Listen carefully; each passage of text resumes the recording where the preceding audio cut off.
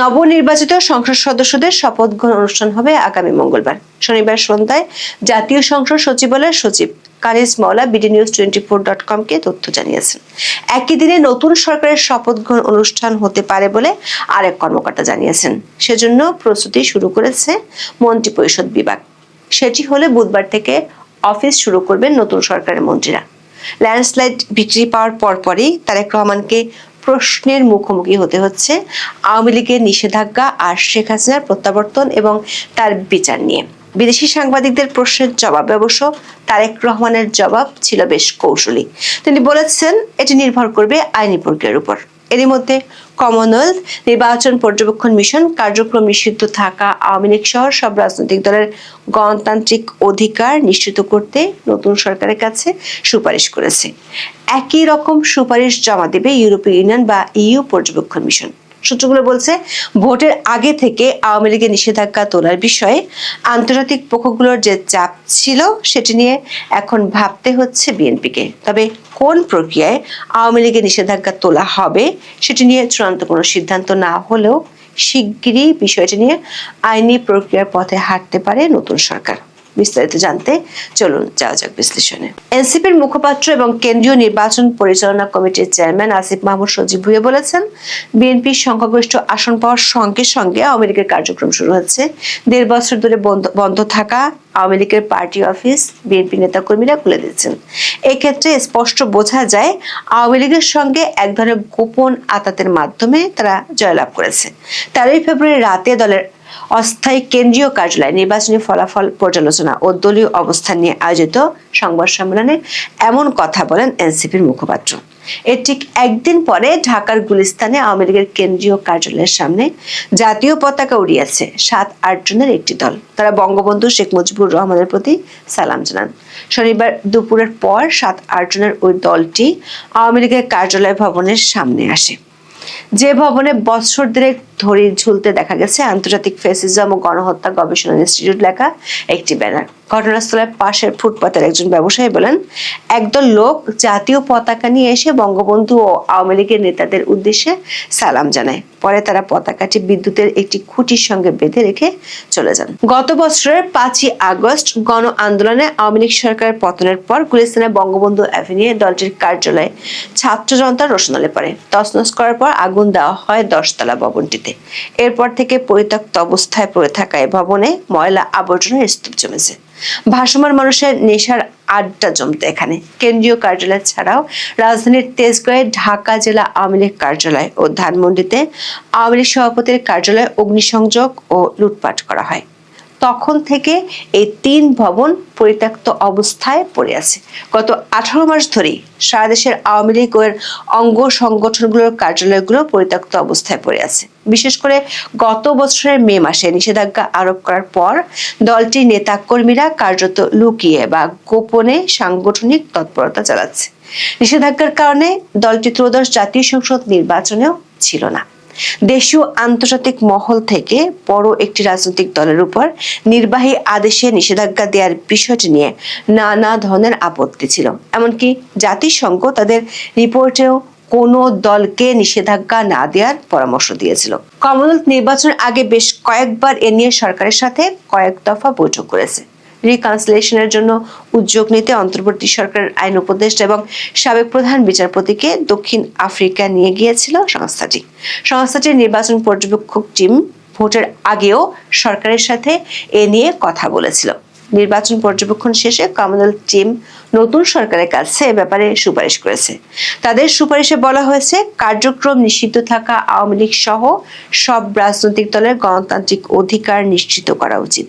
Independent টেলিভিশনের এক রিপোর্টে বলা হয়েছে, প্রতিনিধি দলটি জানায়, নতুন সরকারের প্রতি আমাদের সুপারিশ থাকবে ভবিষ্যতে আওয়ামী লীগ সহ সব রাজনৈতিক দলের গণতান্ত্রিক অধিকার নিশ্চিত করা। একই ধরনের সুপারিশ করতে যাচ্ছে ইউরোপীয় ইউনিয়ন বা ইইউ পর্যবেক্ষণ মিশন। তাদের দৃষ্টিতে অংশগ্রহণমূলক নির্বাচনের ক্ষেত্রে সমাজের সব প্রতিনিধিশীল গোষ্ঠীর অংশগ্রহণই মুখ্য বিষয়।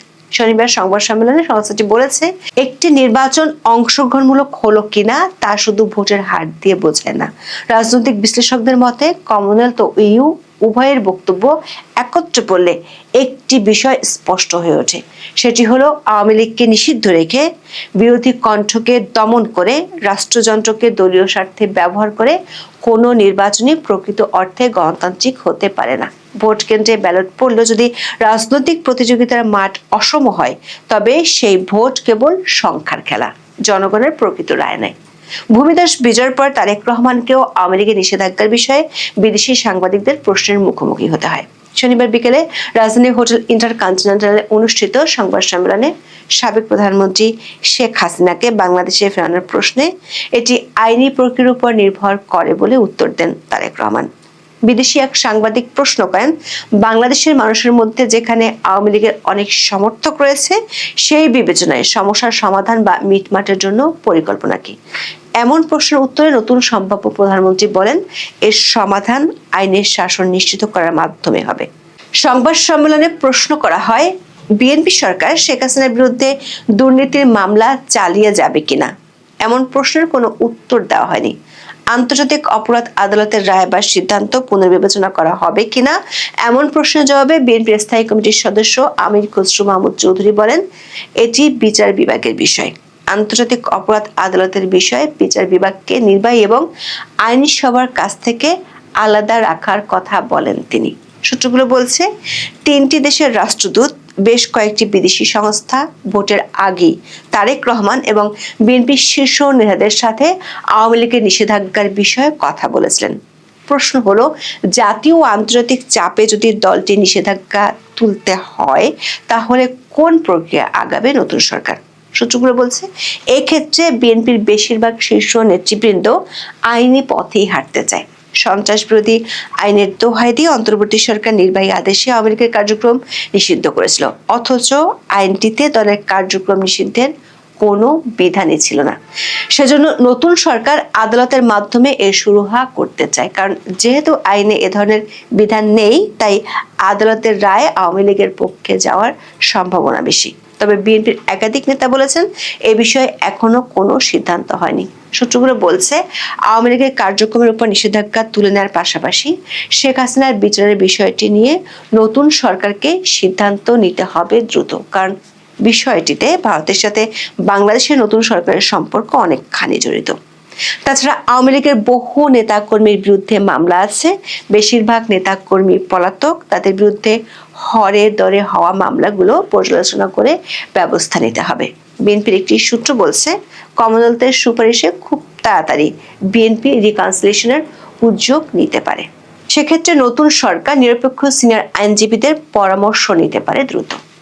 তারেক রহমানের শপথে আসছেন মোদি। বাংলাদেশ ভারত সম্পর্কের নতুন সমীকরণ। বাংলাদেশের রাজনীতিতে এক অভাবনীয় মোড়। শপথ নিতে যাচ্ছেন তারেক রহমান, আর সেই অনুষ্ঠানে অতিথি হিসেবে ঢাকা আসতে পারেন ভারতের প্রধানমন্ত্রী নরেন্দ্র মোদি। দুই দেশের কূটনৈতিক ইতিহাসে কি তবে বড় কোনো চমক অপেক্ষা করছে? কেন এই আমন্ত্রণ এতটা গুরুত্বপূর্ণ? সম্প্রতি আন্তর্জাতিক সংবাদ মাধ্যম WION-কে দেওয়া এক সাক্ষাৎকারে এই বিস্ফোরক তথ্য জানিয়েছেন বিএনপির শীর্ষ নেতা তথা তারেক রহমানের বিদেশ উপদেষ্টা হুমায়ুন কবির। তিনি স্পষ্ট করেছেন, নবনির্বাচিত তারেক রহমানের শপথ অনুষ্ঠানে ভারতের প্রধানমন্ত্রী নরেন্দ্র মোদীকে আমন্ত্রণ জানানো হবে।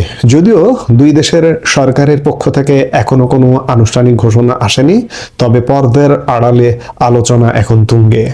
নির্বাচনের ফলাফল স্পষ্ট হওয়ার পরপরই সামাজিক যোগাযোগ মাধ্যমে তারেক রহমানকে শুভেচ্ছা জানিয়েছিলেন প্রধানমন্ত্রী নরেন্দ্র মোদী। শুধু তাই নয়, ফোনে দীর্ঘ আলাপও হয়েছে তাদের মধ্যে। মোদী নিজেই লিখেছিলেন, তারেক রহমানের সঙ্গে কথা বলে আমরা উচ্ছ্বসিত। এই ফোন আলাপে মূলত ইঙ্গিত দিচ্ছে যে দিল্লির সাথে ঢাকার সম্পর্কের বরফ গলতে শুরু করেছে এবং দুই দেশই সম্পর্ককে আরো সুদৃঢ় করতে আগ্রহী। আমরা জানি, বিগত ডক্টর মোহাম্মদ ইউনূসের জামানায় ভারত বাংলাদেশ সম্পর্কের মধ্যে কিছুটা দূরত্ব বা টানাপোড়েন তৈরি হয়েছিল, কিন্তু বিএনপি এখন মনে করছে এই অঞ্চলের স্থিতিশীলতা ও উন্নতির জন্য ভারত বাংলাদেশ সম্পর্ক অপরিহার্য। তারেক রহমানের বিদেশ নীতির একটি বড় অংশই হলো এই অঞ্চলকে বিশ্বমঞ্চে প্রভাবশালী হিসেবে গড়ে তোলা, আর সেই লক্ষ্যেই মোদিকে আমন্ত্রণ জানানোর এক বিশাল বড় কৌশলগত পদক্ষেপ। সাধারণত বাংলাদেশের কোনো সরকারের শপথ অনুষ্ঠানে বিদেশি রাষ্ট্রপ্রধানদের সচরাচর দেখা যায় না। যদি নরেন্দ্র মোদী এই আমন্ত্রণে সাড়া দিয়ে ঢাকায় আসেন, তবে তা হবে একটি ঐতিহাসিক ব্যতিক্রম। এটি প্রমাণ করবে যে দুই দেশের সম্পর্কের ওপর জমে থাকা কালো মেঘ পুরোপুরি কেটে গেছে এবং এক নতুন যুগের সূচনা হতে যাচ্ছে। ভারত ও বাংলাদেশের এই নতুন বন্ধুত্ব কি দক্ষিণ এশিয়ার রাজনীতিতে বড় কোনো পরিবর্তন আনবে? আপনি কি মনে করেন নরেন্দ্র মোদী এই শপথ অনুষ্ঠানে যোগ দেবেন? আপনার মূল্যবান মতামত কমেন্ট করে আমাদের জানান। ভিডিওটি ভালো লাগলে লাইক দিন এবং শেয়ার করুন, আর সাবস্ক্রাইব করতে ভুলবেন না।